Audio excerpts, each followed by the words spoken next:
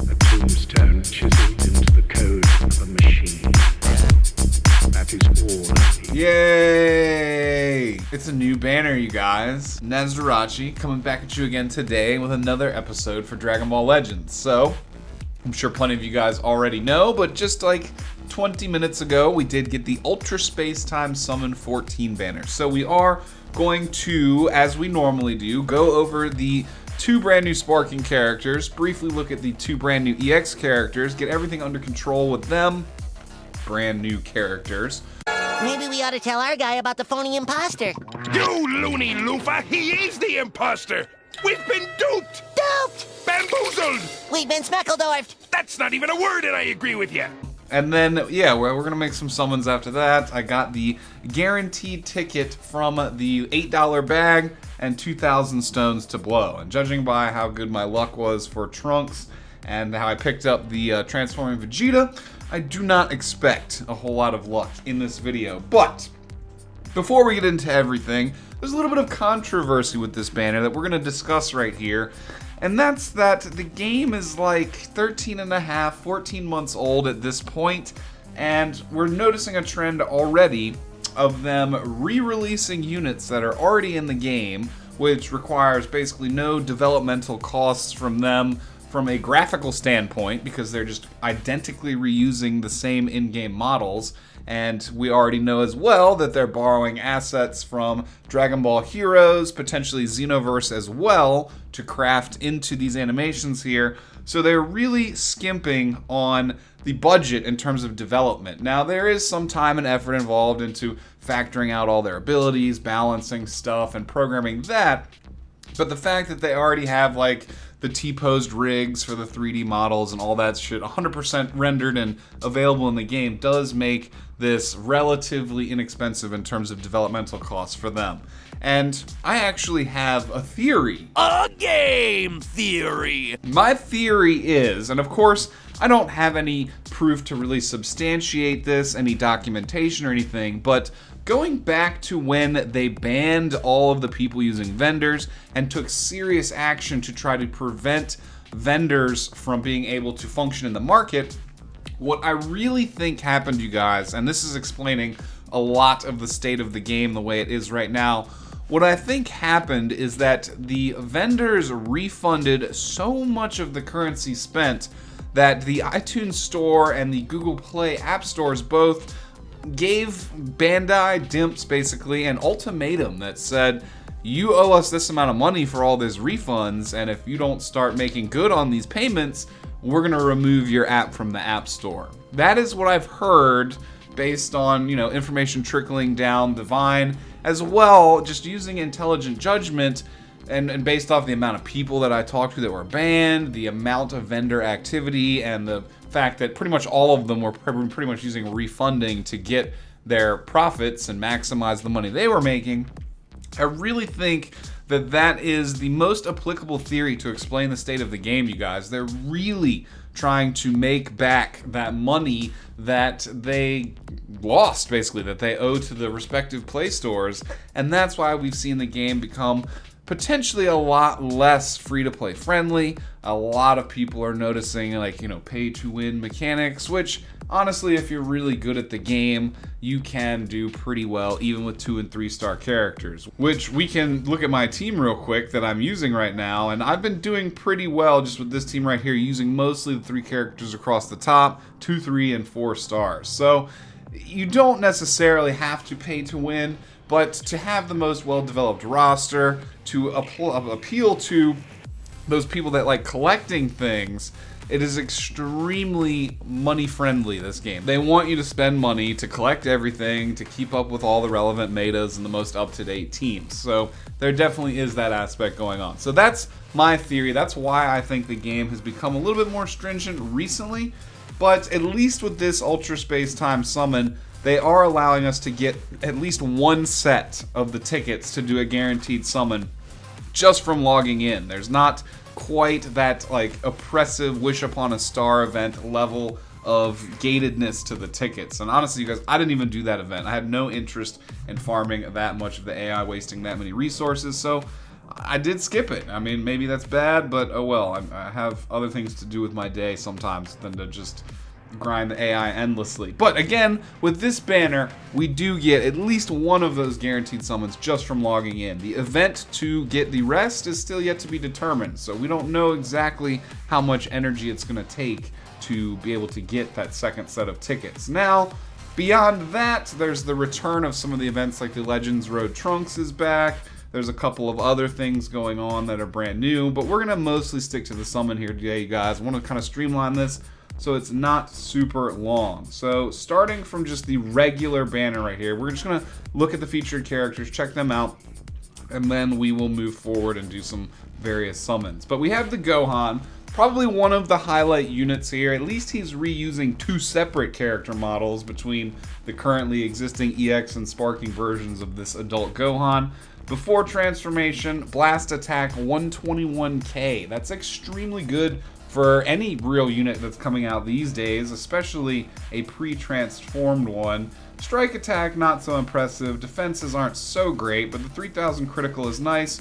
Carries 2 yellow cards. Blast meta is nowhere near as much of a detraction or a negative thing as it was, before the combat updates. So this isn't necessarily that bad anymore. Any functions on Hybrid Saiyans, Son family, Future, and as well unmentioned in here as well, Super Saiyan 1 teams. He transforms into Super Saiyan 1, so theoretically he's going to have synergy with that Trinity team with Bardock. After transformation, we're looking at 127k and a really extremely respectable 141k on the blast attack. Defenses still don't really go anywhere, crit doesn't either, but that's okay. He's got a relatively good kit that goes with this as well. Okay, you see after transformation, they did add that Super Saiyan tag synergy. So, did mention that already, but it's good to note that I wasn't just going crazy with it not being there. Alrighty, moving on to the arts cards. We have pretty normal stuff going on with the red and yellows. The Masenko, major impact damage, inflicts enemy with a tribute downgrade, 20% to blast damage received. That is useful if you're down to like the 1v3 situation or one-on-one, whatever. Just their last character left alive where they can't swap out of it. Otherwise, again, this is a debuff that the enemy can just swap to a different unit and kind of negate by doing that. However, this Gohan here has some pretty interesting mechanics to kind of counter that. He doesn't have a straight up lockout feature, or lock-in rather, like Bardock, Rebrienne, the Red Vegito, stuff like that we've come to expect. However, with this green card here, Demonic Takedown, 15% to blast damage inflicted for 20 timer counts, and that as well inflicts forced switching on hit. Attribute downgrade plus 10 to substitution count. So most characters on average have between like an 8 to 12 second substitution count on their own, just depending on who you're using.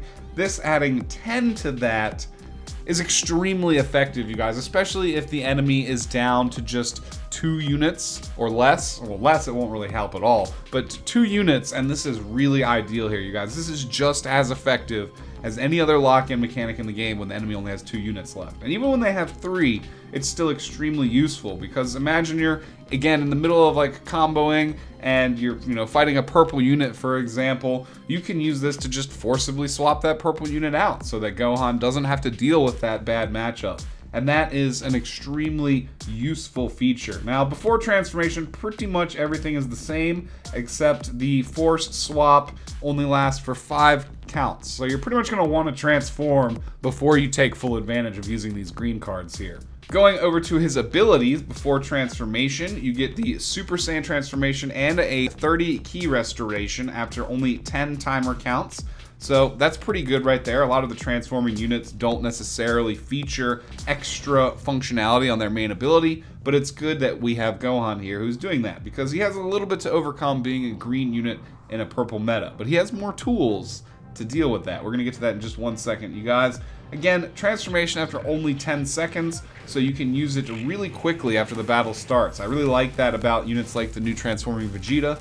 You can use his transformation extremely quick after the battle starts. And unlike Trunks, this is a permanent transformation here. He will not lose his Super Saiyan state. He gives Tag Future, Blast Attack, and when you get him to 5 stars, that upgrades to include Hybrid Saiyans as well. So only a single stat buffed which means the numbers on it are going to be a little bit higher, but you get that dual tag functionality if you're lucky enough to get him to 5 stars there. And then you could potentially use him on Son family as well if it's like a Gohan heavy team, so that could still work in your favor there also. Unique ability, Valiant Attack. The following effects occur when this character enters the battlefield: 30% to blast damage inflicted for 15 timer counts, -5 to his own cost for 15, plus 30% to ki recovery for 15 as well. So we've seen these mechanics in the game before. They're extremely useful. They make the character even better as soon as they swap in, and they also are kind of deceptive when you're looking at the stats, because every time this character swaps in, he's immediately going to get a boost to that baseline number and makes it that much higher than what it says on that other page. So you also have to keep that in mind there. It's really going to help his blast attack here. The fact that he can stack buffs between the green card, between these uniques right here, main ability transformation, upping his stats, and there's a little bit more left. We're going to keep looking here. 20% to damage inflicted per defeated battle member. This is his final passive here. 30% to damage inflicted when allied character Trunks is defeated. So you'll get 20% twice, 40% if he's the last remaining character, an additional 30% if one of them is Trunks. This makes him an exceptional anchor character for the Hybrid Saiyans with Trunks type teams, for any Hybrid Saiyans teams, but they're really encouraging you to use him with Trunks, especially that brand new one. This is a future tag, works out very nicely. While this character is on the battlefield, the following effects occur whenever the enemy switches characters. He restores his own ki by 30, and 15% to blast damage inflicted for 15 timer counts. This combos extremely nicely, so every time he swaps in, he gets buffs. Then every time the enemy swaps out, or every time you forcibly swap them out, you will get buffs from that also. After transformation, the main is going to not buff his damage, however, it's going to remove his disadvantage to purple units, which is extremely useful because of like Vegito, Super Saiyan Blue Vegeta. You have tons of really strong purple units in the meta. You have the brand new Goku Black that he's going to have to contend with as well. You're going to have future team versus future team. You're going to run into potentially a lot of that as well. And I don't really have to go down the list, but you guys are already probably well aware of how many purple units there are in this game that are extremely strong. So this gives him some defense against that, and for 30 timer counts nonetheless, is pretty long time. Longer than most characters tend to stay in the field anyway. So that's a very, very good ability right there. And there's not really any other green units in the game that have this. I mean, what I think Chi-Chi does, but like you never see her anymore these days. Like, females are still relevant, but females with Chi-Chi, not something you see very often. So extremely useful ability. Also increases his arts card draw speed by 1 level for 15 seconds, and he can use this after an additional 10 seconds from the start of battle. So after 20 seconds, you'll be able to run through both his main abilities, the transformation and this one right here. And as well, I didn't mention this, or maybe I did, but I kind of glossed over it. It forcibly draws a green card, which again, in that purple matchup, can be very invaluable if you're not drawing one on your own. You can not only nullify the unfavorable advantage, but say it's like a purple-red team, you will be able to forcibly swap out one purple character like Vegito, potentially, and then you have as well that protection if they try to swap them back in. But with his green card adding time, unless they're running like EX Mai, they're going to have a hard time getting that unit back in. So I do believe that this Gohan is an extremely versatile and a very relevant unit. Again, unfortunately, it's just a reskin. Like, this banner could have been just as good, but had stuff like Hit and Champa, or just units we haven't seen before. I would have preferred that, but what they're just doing here is they're artificially extending the lifespan of the game because they're saving those hype characters for a future date. And that means we have to wait longer, play the game longer. Undoubtedly, some people will lose interest and be extremely turned off by this, but other people that are patient, again, we'll just keep the game around longer, theoretically, provided they don't run into any financial problems in the future that cause the game to shut down, like Digimon Lynx, for example. Sorry, we're just going to watch the preview of his Masenko here, I'm assuming. Yep, Masenko there, and what is the second one, like the Super Saiyan version? Because he doesn't have an Ultimate Arts technique, and he doesn't power up his own blue card. So I'm only assuming this is the Super Saiyan version, I guess. Yep, Super Saiyan version. So Okay, nothing out of the ordinary there. He's still only using one arm, you guys. And if you remember from my last video talking about this, that basically means that, well, it doesn't mean anything. It's just illegal for them to depict the consequences of body mutilation in video games in Japan. So we're likely never going to see a one-armed Gohan coming again from a game that's coming out of Japan. Next up here, the second brand new sparking is Goku Black, suffering the same problems of just being a reused unit. Like, I know summertime isn't super hype, especially like the middle to end of summer. I don't know how it is culturally in Japan, but if this unit was the transforming unit instead of Gohan, and Gohan was just maybe another Super Saiyan version, and this guy transformed into Rose, the hype on this banner would have just automatically been unreal, and they would have generated significantly more profits. But again, artificially extending the lifespan of the game and saving Rose for a future date. So card art's still reasonably good on this guy, but again, the in-game model is identical. Strike attack, blast attack, both 110k, relatively low comparatively speaking, but he is a defense type, and he does have some really good offensive buffs. We're going to get to that, you guys. They work very well with his defensive synergy. And then his defense numbers here also are extremely good with the 84k, 83k, critical 3000, carries red and yellow. Of course, his damage type is pretty balanced, so that works well for him. And Saiyan, but more likely than not, future-based teams. And remember, Legends is going with the excuse that this Goku Black is just in the regular base form Goku's body, so he's not channeling any God Ki, so he's not tagged as God Ki. But I do expect that Rose will be fully tagged up for the God Ki team, as well as Future, so that could work out nicely also.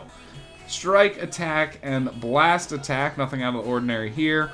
Black Kamehameha, again, this is a huge missed opportunity for them to have at least mixed this up a little bit and programmed him with the yellow Powerball, that black Powerball that he's got. But they didn't do that, so it's just a straight up cut, paste, copy job they did here. Major impact damage, seals one enemy card slot randomly on hit. For it not being a unique animation, that is a pretty cool and unique feature that they added to it. We have seen this in the game before, but it's mostly been on like swap-in passives. So the cool that they've actually added that to a move, but 5 seconds, I mean, that can make or break a fight, but it's not a whole lot of time, so you're gonna have to act fast. That's like about as much time as it takes to keep someone locked in when you're using the Super Saiyan Blue Vegeta. Body goes familiar, green card. The following effects occur based on the number of times you've used the green card. Once, you get 15% to strike damage, twice, 15% to blast, and every time you use it after that, you just get a recurring 10% health, sorry. 20% is from his main ability. But yeah, so recurring 10% health. These are permanent buffs for the first 2 stages of using this anyway, unless someone like Vegito comes along and removes them. But still, permanent buffs, fairly useful. A little bit of a damage buff. It's helpful, but really his passives are where we're going to see most of his damage functionality come from. So, main ability, Bringer of Despair next. Draw a green card, and then restore your own health by 20%. That's where that number came from that I just flubbed up on a minute ago. 30% to damage inflicted for 15 timer counts. So if you've used 2 green cards, this will set you at a nice 45% to all your damage types. You can use it after 20 seconds.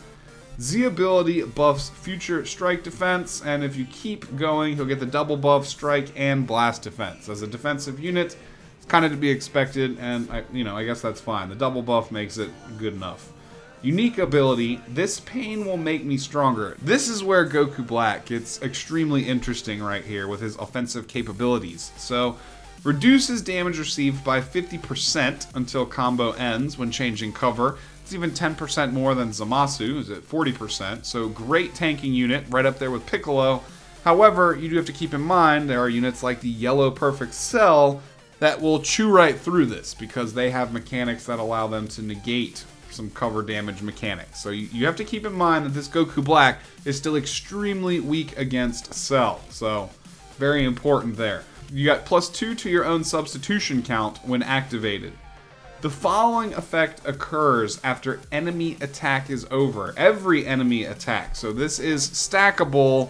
Like, it will only count once for a combo, but if people are doing like interrupted actions like an attack, and that hits you, and then like a tap attack, tap blast, You'll get stacks of this off of that. Plus 50% to damage inflicted for 15 timer counts. Restores 10% of damage received, and that's up to a 10% cap on the damage or health you can get back. That's very similar to Zamasu there, but the 50% of damage inflicted over 15 seconds is absurdly useful.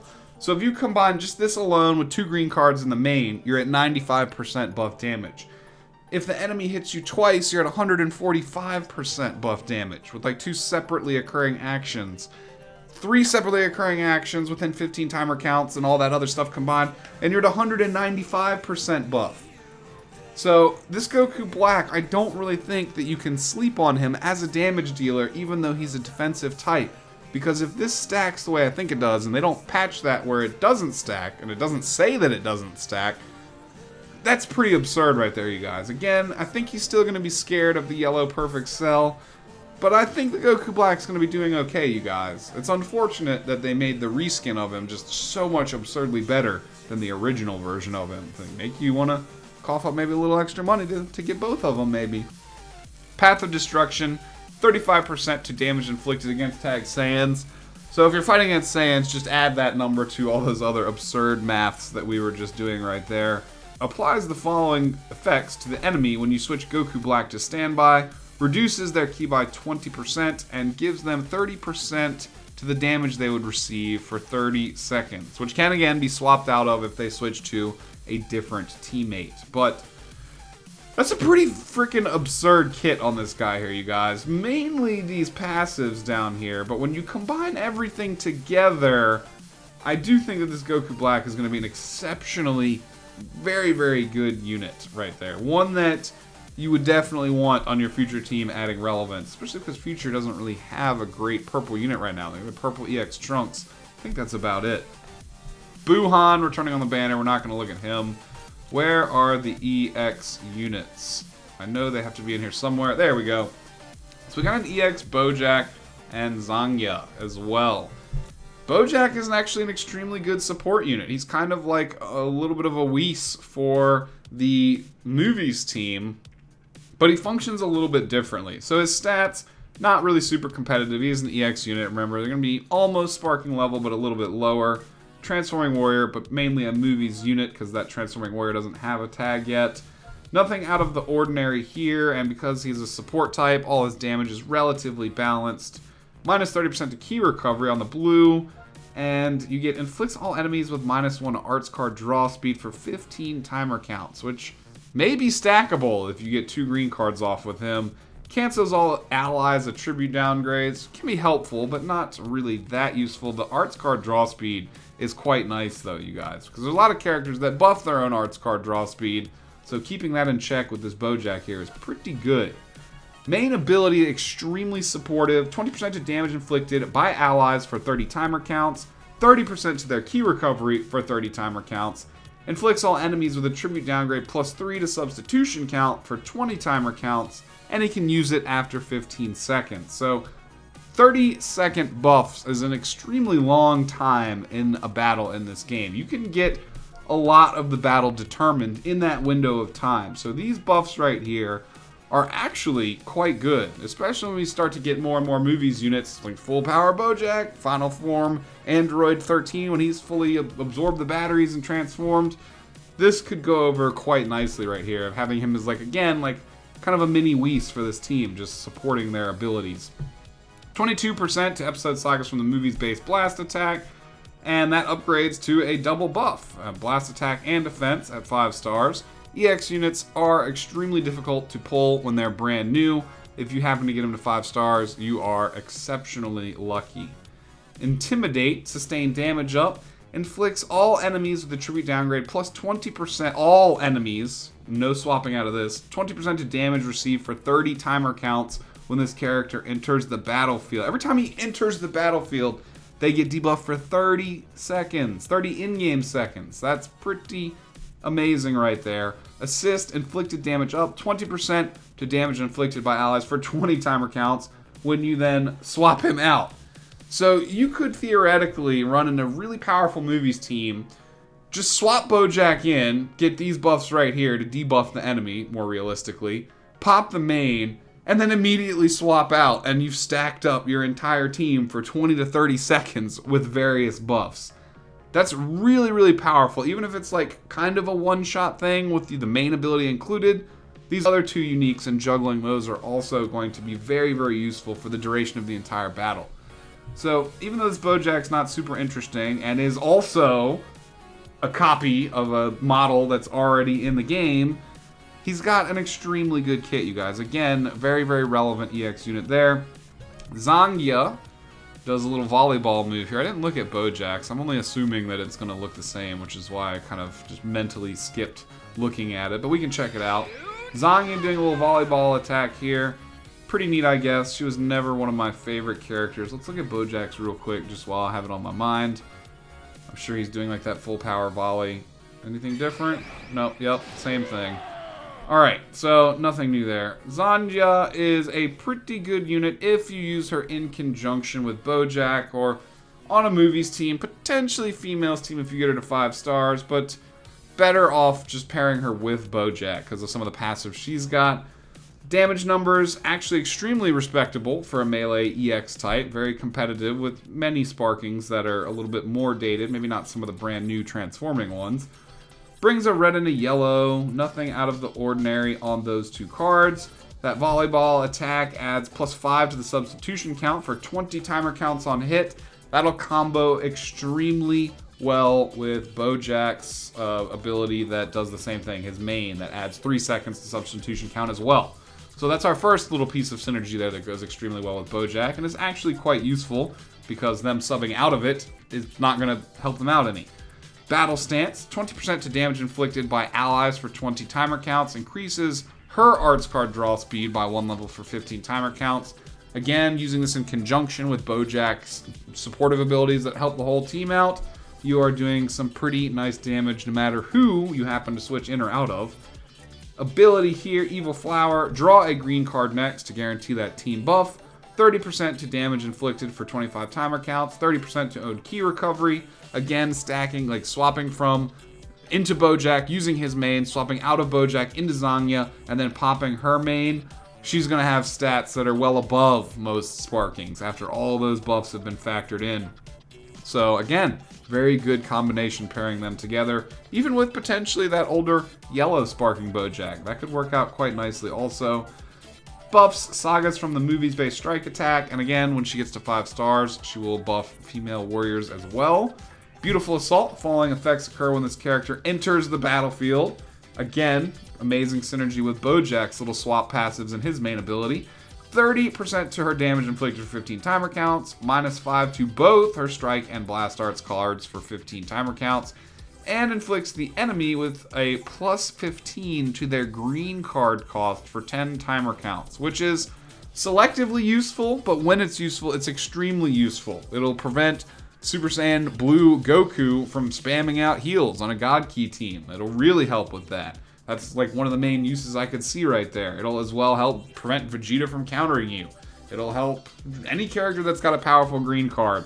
That'll actually help. And that's pretty new as well. We haven't seen that buff before. Anything that increases the cost of the green card. Passive here, Sacrifice for Victory.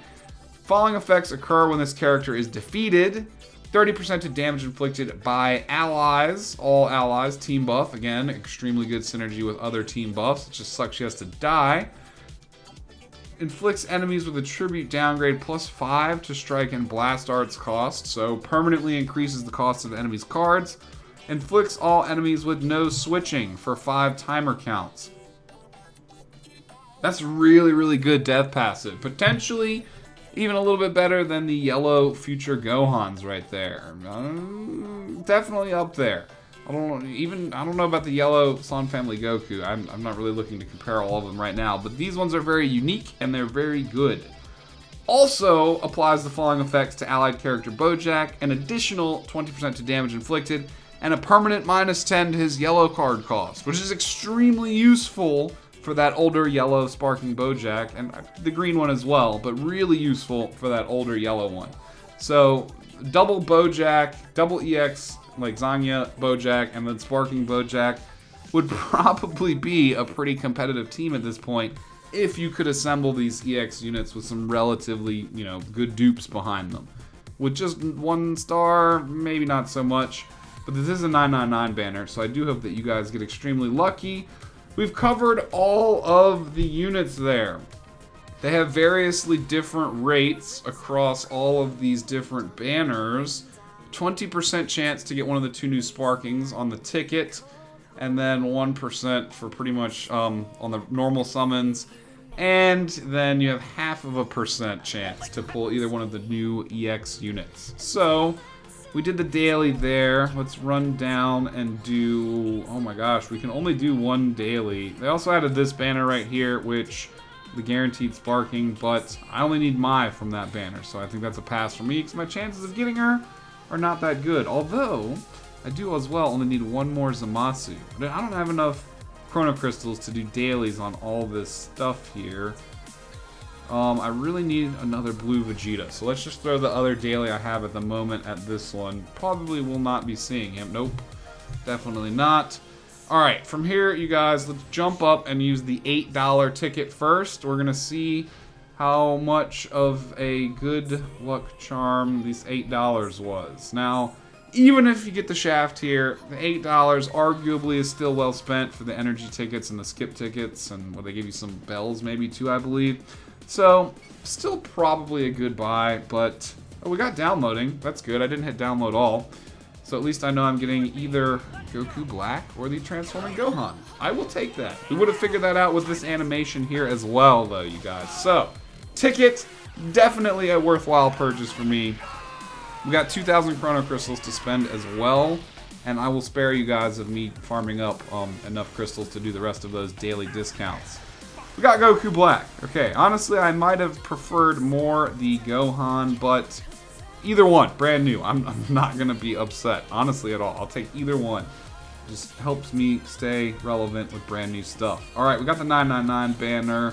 Let's just hit that twice, and then we will call it from there, you guys. Again, I'm not expecting any good luck, just based off of how well my summons went previously on the Trunks banner. I mean, we know we're getting at least EX units here, but that's probably it. This is also a good sign, too, though. All right. Red text. Just EX units? Oh, no. Guaranteed sparking. But we did not see downloading, so we're either getting another Goku Black or we're just getting old units. There's no downloading for Gohan on this one here. Alright, Raditz, Chatsu. Again, I hope you guys are extremely lucky if you make any summons, but understandably, I'm sure some people are upset that these are just basically copy and paste units. They're really good upgrade, but it's terrible. Okay, yeah, cooler. That was bad. That was real bad. Almost got him to 6 stars, but he's not on my LOE teams anymore at this time. Because we just got a sparking right there, you guys, I'm going to call bust on this last summon right here. I don't think we're going to get any of the 999 special. But maybe I just reverse jinxed myself. I don't know, we just saw a Mercenary Tau. But no Bardock, no Trunks. Just a Mercenary Tau flying out there. Oh lord, you guys. No downloading though, so it's not Gohan. It's gonna be another 12.5% old sparking, like One Hand Spirit Bomb Goku or something. Or another Goku Black at 999. That would be really nice. That would be really nice, you guys. Alright, come on. And a Bojack. Okay. Alright, didn't get the Zangya or the other Bojack, so we still can't do a whole lot with that. That is unfortunate, however the $8 ticket at least got us a Goku Black, so I have something to tinker with. My future team's still probably not going to be there without that Gohan, though. Last parting note before we start doing the closeout stuff, they did get at least 1 set of the guaranteed tickets that you can farm up just by logging in. They fixed at least a little bit of that, so there is going to be a second set. They are going to be locked at least a little bit behind an event that's to be determined, grinding out something. But you can at least get 1 guaranteed sparking summon just from logging in. So that is at least a little bit of a positive compared to Ultra Space Time Summon 13, which would wish upon a star nightmare. other than that, you guys, I think we've covered pretty much everything here. We can just kind of briefly look through this. There's one new awakened equipment for Android 17. It's pretty good. Ginyu Force still here. Legends Road, that's back. Yeah, that's pretty much it, you guys. I think it's going to be kind of quiet on the actual updates and things going on in the game until that really massive update comes. But they throw banners at us. They tell us to play PvP, just do these Ginyu Force things until that happens.